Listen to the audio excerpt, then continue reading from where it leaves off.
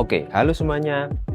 Bayu di sini dan di video kali ini aku akan ngomongin kira-kira iPhone 11 itu masih worth it gak ya dimiliki dan dipakai di tahun 2025 ini.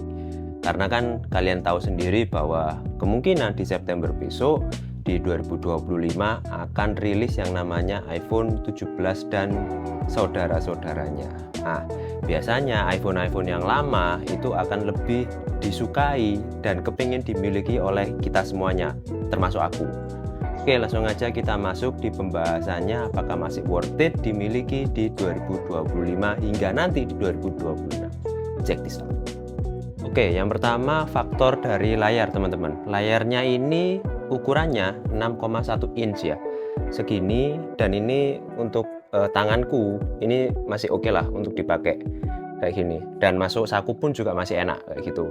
Walaupun misal kalau kalian sudah punya Android yang lebih mahal, saya tahu kalau OLED atau PILED dan sebagainya itu memang lebih enak ya di mata ya. Tapi kalau untuk hanya pemakaian seperti media sosial, nonton YouTube, ya keseharian orang kerja itu masih oke lah dengan layar 6,1 inci ini. Pixelnya pun kerapatannya kan kalau aku baca ini di 1792 x 828 pixel ya, atau pada di 326 ppi. Jadi kalau untuk dilihat biasa kayak gini ya, ya tadi seperti yang aku infokan itu masih oke sih, enak-enak aja 6,1 inci. Itu yang pertama dari segi layar, teman-teman. Kemudian faktor yang kedua adalah performa. Walaupun HP iPhone 11 ini sudah kurang lebih berapa tahun ya, sekitar 6-7 tahun karena kan diproduksinya tahun 2019, tetapi mesinnya itu masih pakai Apple A13 Bionic ya, atau kalau kita lihat di 7 nanometer kayak gitu, dengan internal yang aku punya ini di 128. Jadi memang variannya ada yang 64, 128 sama 256. RAM-nya juga 4 GB. Jadi kalau untuk multitasking, mungkin untuk G-Suite, kemudian pindah ke media sosial dan sebagainya, itu masih oke sih. Nah, informasi yang saya dapatkan juga, ini kan iOS ini akan terhenti di akhir tahun ini. Jadi kemungkinan besar di 2026 besok iPhone 11 tidak akan disupport lagi oleh Apple. Tapi apakah masih bisa digunakan sebagai daily driver atau ya secondary driver, teman-teman? Tentu saja bisa. Karena kan yang tidak disupport hanya untuk iOS-nya saja, melainkan kalau untuk dipakai keseharian, misal WhatsApp dan sebagainya, selagi WhatsApp itu masih support, setauku tetap bisa dipakai. Jadi nggak perlu khawatir harus ganti HP atau enggak ketika ada pemberitahuan bahwa iPhone kalian tidak disupport oleh Apple. Hanya saja memang mungkin untuk security patch-nya atau keamanannya agak ringkih ya akhirnya gitu. Tapi aku percaya kalau Apple atau iPhone itu juga masih oke sih kalau untuk keamanannya kayak gitu. Lalu di faktor ketiga, tentu saja yang sekarang itu lagi heboh adalah iPhone 16i yang memang tidak punya namanya ultra wide lensa kan gitu ya. Tapi di iPhone 11 ini walaupun dia murah meriah dan ya mungkin itu tadi ya ketinggalan 6 tahun ke belakang, tapi dia sudah punya ultra wide 12 megapiksel versus 12 megapiksel untuk main lens kameranya ya. Jadi memang untuk selfie rame-rame kayak gitu itu masih oke lah daripada tidak ada wide kameranya, wide lens kameranya kayak gitu. Nah, nanti aku akan kasih contoh ke teman-teman juga mungkin yang mau meminang atau mau seperti apalah, mau beli lagi atau jadikan secondary driver. Ini adalah contoh beberapa foto yang aku ambil di siang hari menggunakan iPhone 11, dan juga ada beberapa video yang aku ambil juga di siang hari menggunakan iPhone 11 dengan resolusi Full HD 30 fps dan juga 60 fps, teman-teman. Jadi kalian bisa cek sendiri apakah masih termasuk stabil, termasuk bagus, dynamic range-nya seperti apa. Kita lihat aja reviewnya ini ya, contohnya yuk.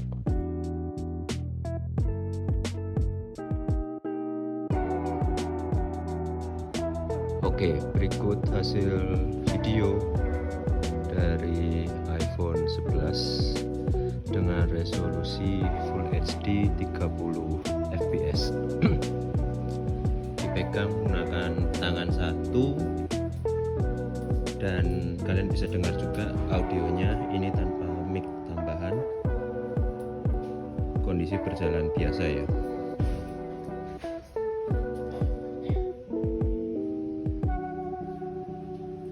Ini kurang lebih jam 12 siang.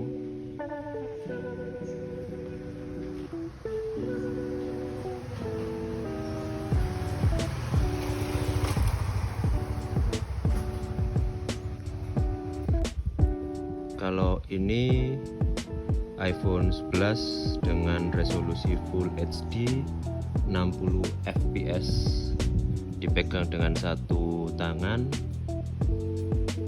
Coba kalian lihat ya, apakah memang masih worth it untuk dipakai dan dimiliki di 2025. 60 fps.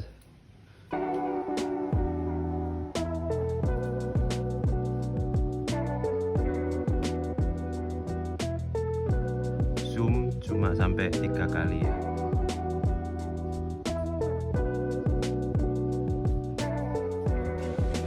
Berikut adalah contoh video dari kamera depan iPhone 11. Ini cuacanya sangat-sangat panas, sangat-sangat terik, bisa kalian lihat.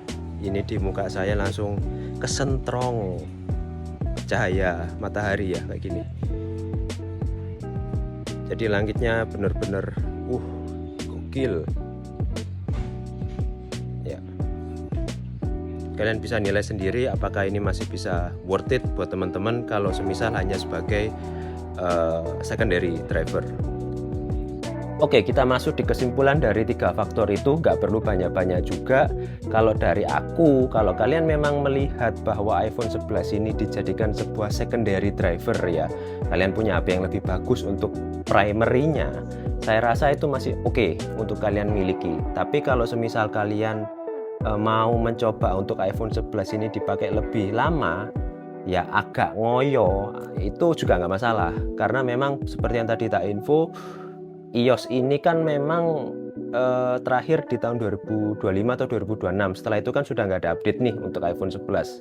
Tapi tetap bisa dipakai HP-nya sampai benar-benar aplikasi-aplikasi itu tidak memberikan support ke iPhone 11 ini. Jadi kalau kalian memang ada kebutuhan-kebutuhan yang lebih mendesak dan memang masih pakai iPhone 11 ini untuk kebutuhan sehari-hari ya monggo. Ini nggak jadi sebuah daily break ya buat teman-teman juga.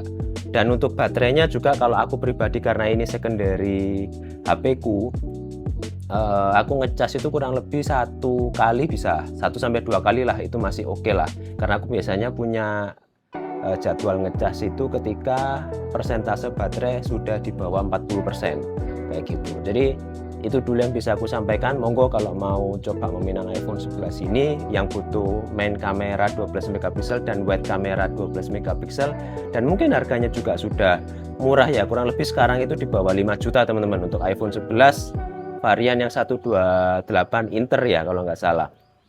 Kayak gitu. Punya aku Inter tapi sudah daftar bea cukai, jadi masih bisa dipakai di seluler Indonesia. Oke, nama aku Bayu, see you on the next video. Bye bye.